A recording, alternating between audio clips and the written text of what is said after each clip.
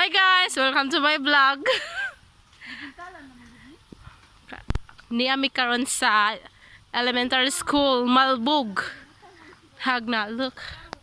Natabunan ang ilang eskwelahan. Natumbas tungod sa mga odet. After how many years nakabalik na gyud mi diri.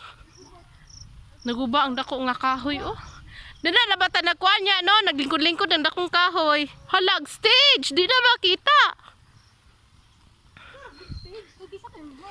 Hala naguba groom gyud. Di kuha na ka ng kantin niya. Kantin? Mo ni plus ram lang ko sa una. Ah, gibag-o naman di ay. Sa grade 5. Gibag-o nam daya.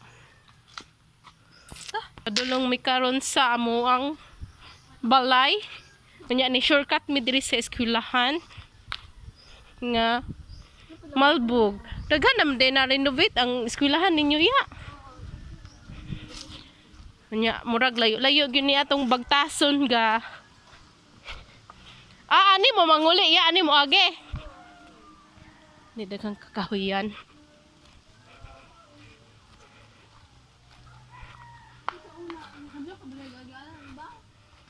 Hadlok ba di ay?